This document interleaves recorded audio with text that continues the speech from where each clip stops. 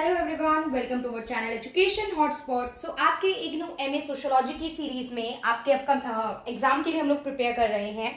ये वीडियो अभी जून 2022 के एग्जाम के ऐसा नहीं है कि देखो मैं अभी बना रही हूँ तो आप दिसंबर में एग्जाम दोगे, तो this is not beneficial because इस बार बच्चे काफी कमेंट कर रहे हैं कि इंपॉर्टेंट क्वेश्चन बता दीजिए और ये आप इस पर्टिकुलर एग्जाम के बेसिस पे बता दीजिए। तो देखिए, जो भी चैनल पे इंपॉर्टेंट क्वेश्चन आंसर की फॉर्मेट में, टॉपिक्स की फॉर्मेट में मैंने ऑलरेडी वीडियो बना रखी है। हर सेशन में वो बेसिक टॉपिक तो आपको करने ही करने हैं, ये मान के चलिए।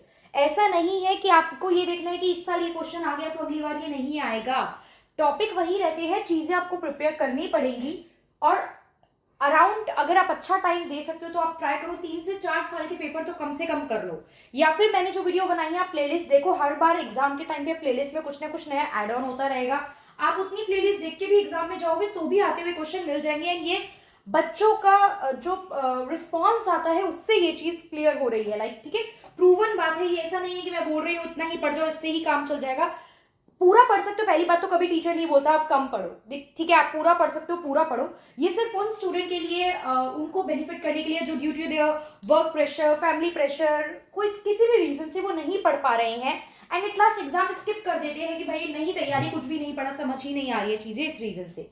सो यहाँ पे हम लोग क्या कर रहे हैं, हम लोग क्वेश्चन आंसर फॉर्मेट में आपके सारे टॉपिक रिवाइज कर रहे हैं। और ये जो टॉपिक है ये मोस्ट प्रोबेबल टॉपिक है जो मल्टीपल टाइम एग्जाम में रिपीट हुए हैं, तो आप इनको तो कवर करके जाना आपके लिए कंपलसरी हो गया है। तो यहाँ पे हमारे पास जो टॉपिक है वो आज हम अभी यहाँ पे MSOE 1 की बात कर रहे हैं, that is sociology of education. एक क्वेश्चन जो मल्टीपल टाइम एग्जाम में पूछा गया है, बहुत सिंपल, देखिए देखने में बहुत सिंपल लगता है लेकिन when you will go on presenting the content ना, तो चीजें नहीं मतलब 20 मार्क्स के हिसाब से हाथ ही नहीं चल पाता, चीजें ही नहीं मिल पाती। सो this is the standard answer जिसकी PDF मैं आप लोगों के साथ after uploading the video Telegram पे शेयर कर दूंगी। कोई डाउट हो आप मुझे कमेंट करेंगे, बाकी इंस्टाग्राम पे आप मैसेज कर ही रहे हैं, वहां कर सकते हैं। I clear your doubt. तो क्या है यहाँ पे, और प्लीज जो भी स्टूडेंट वीडियो देख रहे हैं, इनकेस आपने इंस्टाग्राम पे फॉलो नहीं करा है, do follow Instagram channel also.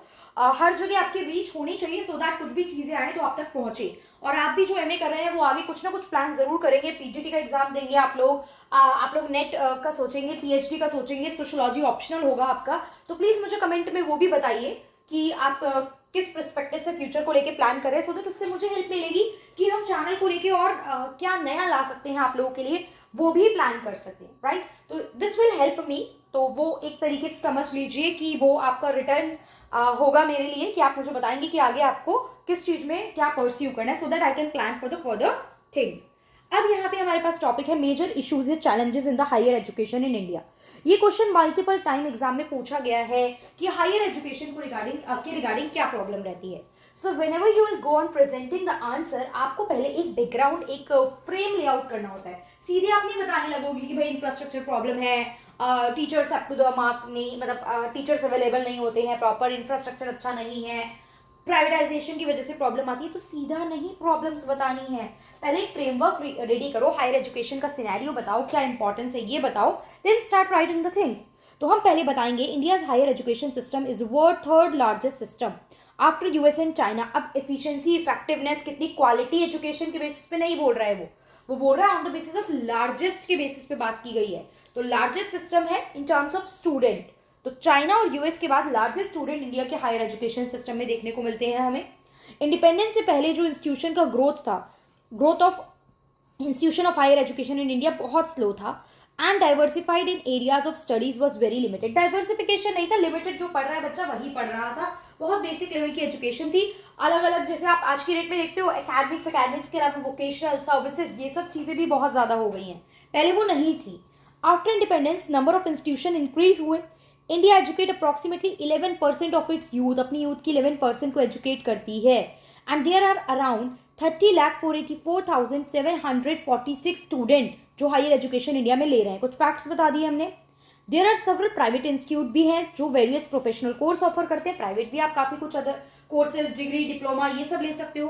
Plus distance education, आप देखो आप इग्नू से पढ़ रहे हो, हायर एजुकेशन अपनी इग्नू से ले रहे हो ना, तो डिस्टेंस एजुकेशन, क्योंकि समटाइम ना एज इतनी हो जाती है, बच्चों को लगता है सेटल डाउन भी होना है या कुछ भी रीजन से आगे की जो एजुकेशन, वुमेन के केस में कई बार मैरिज का सिनेरियो आ जाता है, तो यहाँ पे डिस्टेंस लर्निंग जो है वो भी देखी जाती है। तो institute like IIT enrol about 8,000 student annually, 8,000 student को एनुअली एनरोल करते हैं और वो भी private as well as public sector, क्योंकि आप एक वेल क्वालिफाइड पर्सनल जो है एक क्रिएट करके दे रहे हो, तो वो कहीं ना कहीं प्राइवेट और गवर्नमेंट लेवल पे कंट्री की ग्रोथ और डेवलपमेंट में इंपॉर्टेंट रोल प्ले करते हैं. So this is the introduction of framework that we create for this answer. Next as we move further, तो हम लोग इश्यूज मेंशन करना स्टार्ट करेंगे कि आपके बेसिकली इश्यूज क्या है. बहुत सिंपल है, कोई मुश्किल चीज नहीं है, फटाफट से पढ़ रही हूँ ताकि लेंदी ना रहे वीडियो. पहला है टीचिंग क्वालिटी. टीचिंग क्वालिटी जो है अप टू द मार्क नहीं है. टीचर उतने ट्रेंड ही नहीं है कि वो स्टूडेंट को उस अकॉर्डिंग ट्रीट कर पाए. आप खुद इतने साल पढ़े हो, ये क्वालिटी आपको पता है. आई एम नॉट सेइंग कि सारे टीचर बेकार हैं. टीचर को आती भी होती हैं चीजें, टीचर को पता भी है, टीचर इनोवेटिव बनना भी चाहते हैं. तो एक और major problem, role of the management, curriculum जो सेट किया गया है, प्राइवेट लोग जो इंटरफेयर कर रहे हैं, पॉलिटिकल जो इंटरफेरेंस और प्रेशर आ रहा है, वो टीचर को अपने अकॉर्डिंग वर्क करने का परमिशन ही नहीं देते हैं. राइट तो वो प्रॉब्लम आ जाती है. टीचर क्वालिटी मैटर करती है. Sometime teacher want to convey the things to you in a different way. Teacher want to teach you something that is मतलब over and above the curriculum, curriculum से हटके है, but वहां pressure रहता है number लाओ, पढ़ाओ, कोर्स खत्म कराओ, सिलेबस खत्म कराओ. तो वो थोड़ा सा मुश्किल हो जाता है. उन्हें उतना टाइम ही नहीं मिलता जितना चीजें करानी चाहिए. रिसोर्सेज नहीं अवेलेबल होते हैं, उन्हें नहीं उतना अप टू द मार्क पे मिल रहा है कि जिस अकॉर्डिंग वो अपना एफिशिएंट लेवल डिलीवर कर सके. उनके पास मोटिवेशन नहीं है टू वर्क हार्डर. और फॉर एग्जाम्पल बात कीजिए, देखो motivation, I am frankly speaking, जो मैं हर वीडियो में बोलती हूँ कि आपके कमेंट है जो मुझे फोर्स कर रहे हैं, जो मुझे मोटिवेट कर रहे हैं to make more and more videos. Like monetary benefit, you guys are very aware कि 2 महीने 3-4 महीने में एक बार कुछ नाम का अमाउंट आ जाता है यूट्यूब से. ठीक है, यूट्यूब से नाम का 2-4-5 महीने में अमाउंट आ जाता है. और ऐसा भी नहीं है कि भाई मैं किसी और इंस्टीट्यूशन की टी शर्ट पहन के और I am promoting the other institution and I am teaching on their behalf and I am forcing you to buy the subscription and this and that, तो मुझे बहुत अच्छा अमाउंट मिल रहा है. So this is not the scene here ना. तो ये सब सीन नहीं है. तो यहाँ पे मोटिवेशन क्या है, अगर मैं देखूँ तो मॉनेटरी मोटिवेशन तो है ही नहीं. मैं चाहूँ कि यार रिस्पॉन्स आ नहीं रहा, बच्चे देख नहीं रहे, 1-2 बच्चे तो देख रहे हैं, चैनल भी ग्रो नहीं कर रहा है, बच्चों का भी कोई रिस्पॉन्स ही नहीं है, तो क्यों मुझे वीडियो बनानी चाहिए. लेकिन यहाँ पे जो आपका व्यूज तो मैटर ही नहीं करते, व्यूज तो दिख भी नहीं रहे हैं. MPA 16 के लिए पब्लिक एडमिनिस्ट्रेशन वाले स्टूडेंट जिन्होंने MPS और MPA की वीडियो देखी थी, यार लाइक MPA 15 की बनाओ, तो 5-6-7 बच्चों को भी मेरे पास मैसेज आया है. तो इट वाज लाइक कि बच्चे बोल रहे हैं just try to get some time और कुछ बना दो. एक टॉपिक मैंने बनाया, आई एम ट्राइंग कि मैं कुछ और भी कंटेंट दे दूं. तो this is the motivation. Right teaching quality की बात करते हैं. टीचिंग क्वालिटी की डिक्लाइन हो रही है. टीचर ट्रेंड नहीं है जिससे कि वो नेशनल और ग्लोबल रिक्वायरमेंट को फुलफिल कर सके. They put more emphasis on theoretical knowledge पे ज़्यादा नॉलेज दी जाती है rather than practical education. Infrastructure poor है हमारे. इंफ्रा इज नॉट समथिंग जो सिर्फ छोटी सी चीज से लिमिटेड है. इंफ्रा में आपका फिजिकल इंफ्रास्ट्रक्चर, ह्यूमन इंफ्रास्ट्रक्चर, दोनों चीजें जाती हैं.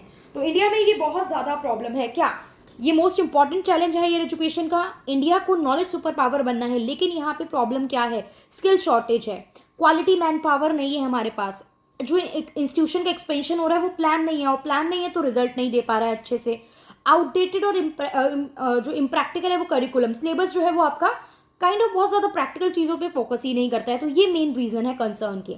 बहुत सारे एजुकेटेड लाइक जो PhD नेट क्वालिफाइड लोग भी हैं वो भी अनएम्प्लॉयड हैं कई बार, which leads to imbalance in the demand and supply of the quality teaching.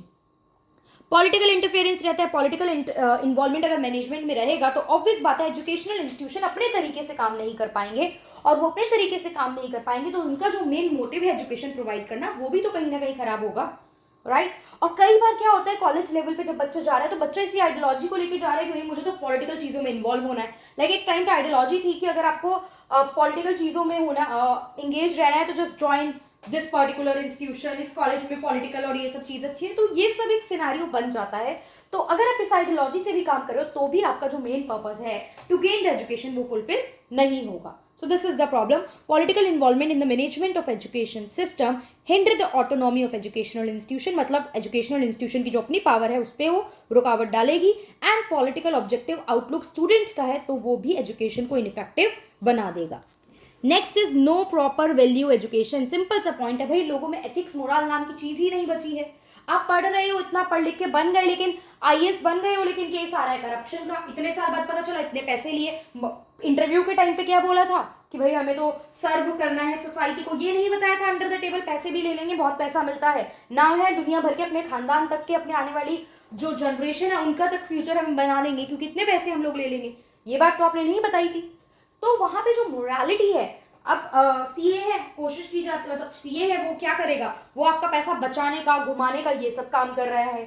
Lawyer है, गलत मर्डरर है, उसको भी केस जिताने का काम कर रहा है, बिकॉज प्रोफेशन कहता है ना। तो यहाँ पे सम टाइम वैल्यू एजुकेशन नहीं है, जिस वजह से एजुकेशन का इम्प्लीमेंटेशन प्रॉपर नहीं हो पा रहा है। The person who serve society for their safety and betterment like doctor, IAS, IPS, lawyer, CA etcetera are unethical होते हैं, और इन पे कई बार करप्शन के भी सीरियस चार्जेस होते हैं। क्यों? क्योंकि इनके पास वैल्यू एजुकेशन की कमी रहती है। और कहने की बात है यार, वैल्यू एजुकेशन सब सीखी सिखाई भी धरी रह जाती है, कोई भी यूज करता ही नहीं है। When it comes to money matter power ना, तो ये सब चीजें कहीं ना कहीं आई थिंक 99% लोगों के लिए फेल हो जाती हैं। जो 1% बचते भी हैं, उन्हें ये सोसाइटी और ये जो प्रेशर्स हैं अलग अलग तरीके के पॉलिटिकल सोशल, वो जीने देते ही नहीं है इंसानों को। ठीक है, वो जीने ही नहीं देते हैं, या तो एट लास्ट इंसान बेचारा मार दिया जाता है, खुद मर जाता है, या इन सब चीजों से दूर ही हट जाता है। तो this is how the system is working right now. और ये हम जैसे, आप जैसे, मुझ जैसे, हम जैसे यंगस्टर्स और जो सोसाइटी के लोग हैं, they are making the society like this. But अगर मास लेवल पे हम चेंज लाना चाहें तो we can, but we are not doing it, right. चलो डिफरेंट टॉपिक है। Poor women education, women education. अब वुमेन इतनी सारी है, वुमेन ऑलमोस्ट पूरी अगर आप पॉपुलेशन की बात करो उसमें बहुत ज्यादा एक परसेंटेज वुमेन का भी है, और आप उनको ही कह रहे हो they will not work, they will not study. तो आपकी कंट्री की ग्रोथ, डेवलपमेंट और जो एक तरीके से देखा जाए इक्विटी वगैरह है, उस पर इम्पैक्ट पड़ेगा।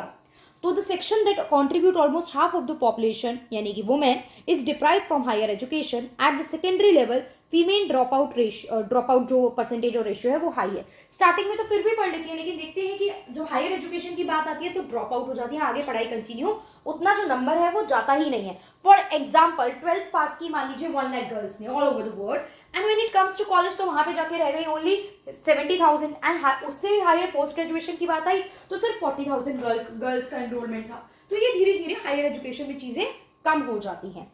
प्राइवेटाइजेशन भी क्या होता है? कंपटीशन, पैसा ज्यादा लो, तो जो वो अफोर्ड कर सकते हैं ओनली एक लिमिटेड सेक्शन तक ही एजुकेशन, मतलब एक कुछ लोगों तक ही एजुकेशन लिमिट होके रह गई है। तो एक पॉइंट अगर आप यहाँ पे चाहो तो आप और ऐड कर सकते हो प्राइवेटाइजेशन में। प्राइवेटाइजेशन प्रमोट करता है एजुकेशन फॉर फ्यू, बिकॉज ये पैसा इतना लेगा तो जो नॉर्मल सेक्शन का इंसान है, जो गरीब सेक्शन से है या मिडिल क्लास से है, वो अफोर्ड ही नहीं कर पाएगा।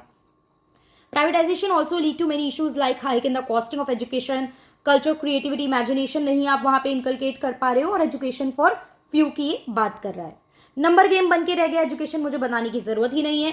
Nowadays education is all about number game. जितने ज्यादा मार्क्स उतना ज्यादा चांसेस है कि आपको एजुकेशन मिल पाएगी या जॉब मिल पाएगी, जॉब सिक्योरिटी मिल पाएगी। एंड जो डाइवर्सिफाइड हॉलिस्टिक नॉलेज है स्टूडेंट की, उसे इग्नोर कर दिया जाता है। लाइक मैंने कहा नंबर नहीं, बोला जाता है ना single piece of paper can not decide your future. जरूरी नहीं है मैं मार्क्स अच्छे नहीं ला पाई तो I am not good in that thing, मैं वो काम कर ही नहीं सकती हूँ। सारी चीजें सिर्फ पढ़ के रट के लिख के आने के बारे में नहीं होती हैं। Next, no uniformity in syllabus at higher level. भाई अलग अलग यूनिवर्सिटी, अलग अलग तरीके से कॉलेज, अलग अलग बुक्स, अलग अलग ऑथर्स, तो एक यूनिफॉर्मिटी चीजों में नहीं है सिलेबस में। और बहुत से लोग जो है many can not afford this costly education system और अर्न वाइल लर्न। जैसे बाहर की कंट्री में आप देखते हो बच्चे को छोटी एज से ही काम करने के लिए बोल दिया, तो वहां पे वो गाड़ी साफ कर रहे हैं, उस काम की रिस्पेक्ट है। वहां पे अगर वो मैकडी में, डोमिनोज में, किसी भी ऐसी उसमें अपनी सर्विसेज दे रहे हैं, डिलीवरी बॉय का काम कर रहे हैं, डिलीवरी गर्ल का काम कर रहे हैं, उसकी अपनी वैल्यू है। लेकिन इंडिया में अगर ये काम कर दिया तो बाप रे बाप, अब क्या कर रहे हो? पढ़ लिख रहे हो, पोस्ट ग्रेजुएशन कर रहे हो और ये कर रहे हो, ठीक है। जैसे आजकल तो बहुत ज्यादा चल गया है ना, एमबीए चाय वाला के बाद एमबीए चाय वाली, ग्रेजुएशन चाय वाला चाय वाली, मतलब ये चीज तो ट्रेंड में आ गई है। अब लोगों को लग रहा है, जैसे एक आप इंटरव्यू देख लेते हो कि यार इसने ड्रॉप आउट किया और ड्रॉप आउट करने के बाद ही लाइफ में सक्सेस मिली है, मतलब आप ऐसा कुछ करो तभी आपको। लेकिन वो हर पर्सन के केस में सही नहीं है, उनके अपने रीजन थे, वो बताते हैं क्लियर कट इंटरव्यूज में कि मेरे पास ड्रॉप करने के टाइम पे एक बेटर ऑप्शन था जिसमें मैं एक्सेल कर सकता था, डबल एफर्ट डाल के ऊपर उठ सकता था, तभी आज आप उन्हें सुन रहे हो। लेकिन वो सेकंड फेज हम सुनना भूल जाते हैं। ड्रॉप आउट और ड्रॉप आउट के बाद कोई बेसिक सा एक आइडियोलॉजी लेके, बेसिक सा प्लान जिसमें there is no guarantee of success, no guarantee of profit है, उसके बेसिस पे आप अपनी लाइफ पे दांत पे लगा देते हो, ठीक है। चलो इस टॉपिक पे खैर काफी कुछ मिल जाती हैं चीजें बोलने के लिए। तो यहाँ पे क्या बताया गया है कि अर्न वाइल लर्न स्कीम जो है वो उतना प्रॉपर सपोर्ट नहीं कर पाती है स्टूडेंट की, ताकि वो अपने इकोनॉमिक इश्यूज के साथ डील कर सके। नेक्स्ट, इसमें रिसोर्सेज की कमी रहती है, ठीक है, फाइनेंशियल प्रॉब्लम रहती है, बजट उतना नहीं होता है क्योंकि इसकी escalating cost, increasing needs on the, एक तो प्रॉब्लम है higher education in India is in deep financial strain with escalating cost and increasing needs on the one hand. एक तो ये रीजन है कि कॉस्ट बढ़ गई है, and budget resource on the other, मतलब बजटरी रिसोर्स श्रिंक होते जा रहे हैं, कम होता जा रहा है एजुकेशन पे। ग्लोबलाइजेशन भी प्रॉब्लम क्रिएट करता है, सिंपल सी बात है, पर्सन बाहर पढ़ सकता है, बाहर की यूनिवर्सिटी से पढ़ रहा है, जॉब अपॉर्चुनिटी मिल रही है, वहीं सेटल हो रहा है, और हमारी कंट्री के लिए ब्रेन ड्रेन हो रहा है, लोग बाहर जाके पढ़ के वहीं सेटल हो रहे हैं। फायदे हैं, लेकिन यहाँ तो मुझे इश्यूज के वे में ग्लोबलाइजेशन को प्रेजेंट करना है ना। ग्लोबलाइजेशन के फायदे भी है, not all the person are settling outside, बाहर से बहुत से लोग पढ़ के आके यहाँ पे भी अपनी सर्विसेज दे रहे हैं, तो that is the plus point also. But वही चीज है कि हमें इसे इश्यूज में प्रेजेंट करना है। Vibrant democracy like our needed the ideas of, हमें प्लूरलिज्म, सेक्युलरिज्म, इंक्लूजन, ये सब चीजें चाहिए जो ग्लोबलाइज एजुकेशन की वजह से आया, क्योंकि ग्लोबलाइज हुई तो पता चला कि ये सब चीजें हैं। सती प्रथा कोई फ्यूचर नहीं है, वुमेन भी पढ़ सकती है, वुमेन भी आगे निकल सकती है, मैन के साथ बराबरी की पोजीशन ले सकती है, दे कैन ऑल्सो मतलब लाइक पायलट बन सकती है। तो बहुत सारी चीजें आपको ग्लोबलाइज होने के साथ साथ धीरे धीरे समझ में आती है, क्योंकि हमारी सोसाइटी में उन चीजों की कमी थी, जेंडर इनइक्वालिटी काफी ज्यादा थी। तो now a student can study in international educational institution and get job opportunity over there, and this will lead to the concept of brain drain. अब what government is doing और what government can do, जो भी लिखा है इसका सब उल्टा करो कि ये करना चाहिए, ये नहीं था तो ये करो, वो कर रही है गवर्नमेंट, ये सब लिखो। Government is trying to improve the scenario of higher education in India. New education policy आई जो 2020 में, this is the great example of that, because उसमें हायर एजुकेशन के रिगार्डिंग भी बहुत सारे प्रोविजन लाए गए, उनकी इनरोलमेंट बढ़ाना और बहुत सारे प्रोविजन उनके लिए इंक्लूड किए गए। यूनिवर्सिटी लाइक यूजीसी, उसमें आप ये लिख सकते हो, यूनिवर्सिटी ग्रांट कमीशन जो है, UGC is working for the betterment of the higher educational institution and colleges, आप नाम मेंशन कर सकते हो, यहाँ पे मैंने अभी नहीं करा है। तो गवर्नमेंट ज़्यादा से ज़्यादा कॉलेज ओपन करे, करिकुलम को टाइम टू टाइम रिवाइज करे, टीचिंग स्टाफ को प्रॉपर्ली, एफिशिएंटली और फ्रीक्वेंटली रिक्रूट करती रहे जैसे ही वैकेंसी निकले। बजटरी एक्सपेंशन होना चाहिए हायर एजुकेशन के केस में। वैल्यू एजुकेशन को भी इंक्लूड करो, जैसे कि एथिक्स एक सब्जेक्ट को इंक्लूड किया गया ना प्रॉपर सिविल सर्विसेज एग्जामिनेशन में, अलग से एक सब्जेक्ट बना के इसको प्रॉपर वैल्यू और वेटेज दी गई। ऑल्दो अलग बात है कि पढ़ने के बाद भी लोग इंप्लीमेंट नहीं करेंगे, जरूरी थोड़ी है पढ़ लिया तो वो चीज अप्लाई कर ली। बताया जाता है झूठ नहीं बोलना, तो कौन ऐसे मतलब कितने लोग हैं जो झूठ नहीं बोलते हैं लाइफ में। चोरी करना बुरी बात है, तो ये सबको बताई जाती है, लेकिन चीजें over the period of time. But हाँ ठीक है, लिखने के लिए पॉइंट अच्छा है, जैसे ना खुश रहने के लिए ख्याल अच्छा है गालिब, तो लिखने के लिए बात अच्छी है कि आप इस तरीके के सब्जेक्ट इंट्रोड्यूस करो। ऑल्दो होता उससे कुछ नहीं है, क्रिमिनल अभी भी बन रहे हैं बच्चे, अभी भी गलत काम कर रहे हैं, ड्रग एडिक्ट बच्चा अभी भी ये सब पढ़ने के बाद भी हो रहा है। तो इसके लिए प्रैक्टिकलिटी, इसके लिए अवेयरनेस, इसके लिए workshop, seminar, this will play an important role. पढ़ा के कर तो वही रहे हो, पढ़ा रहे हो रटा रहे हो, नंबर के लिए बच्चा पढ़ रहा है, अप्लाई करने के लिए समझने के लिए तो फिर बच्चा नहीं पढ़ रहा ना उसे। ठीक है, तो द पैरामीटर ऑफ टू जज द कैपेसिटी और कैलिबर ऑफ स्टूडेंट सिर्फ नंबर नहीं होना चाहिए, पूरा प्रैक्टिकल फील्ड और परफॉर्मेंस भी उसका देखना चाहिए। पॉलिटिकल इंटरफेरेंस नहीं होना चाहिए, इसको कम करना चाहिए, वुमेन एजुकेशन को प्रमोट करना चाहिए। प्लस आपको नेशन एजुकेशन को शिफ्ट कर देना चाहिए ग्लोबल एजुकेशन, जिससे ग्रोथ डेवलपमेंट देखने को मिलेगी। वन टाइम एजुकेशन कुछ लोगों को मिले को रिप्लेस करना चाहिए लाइफ लॉन्ग एजुकेशन, जो कि सबको मिले for all. Teacher centric education से लर्नर सेंट्रिक एजुकेशन पे आ जाना चाहिए। टीचर सेंट्रिक, टीचर के बेसिस पे, ऑटोनॉमी और पावर के बेसिस पे काम नहीं होना चाहिए। इसीलिए thus access, equity, accountability and equality should from the 4 guiding principle, ये 4 गाइडिंग प्रिंसिपल होने चाहिए while planning for the higher education development in India in the 21st century. So I hope detail में समझ में आ गया होगा, पता आप सबको था, मैंने कुछ नई चीज नहीं बताई है यहाँ पे 15-20 मिनट की क्लास में, वही चीज बताई है। इस तरीके से प्रेजेंट करके आना है, नोट्स की पीडीएफ में आप लोगों को दे दूंगी। इफ कोई डाउट है तो कमेंट कर दीजिए, इंस्टाग्राम पे मैसेज कर दीजिए, I will see and then reply. परसों ही पेपर है, तो आज का दिन और कल का जितना भी बचा है कोशिश करते हैं जितना पढ़ सकते हैं उतना पढ़ के चले। MSOE 1 की एक और वीडियो बहुत जल्द आप लोगों के बीच में आएगी after this video. So that's all for this video, thank you for watching.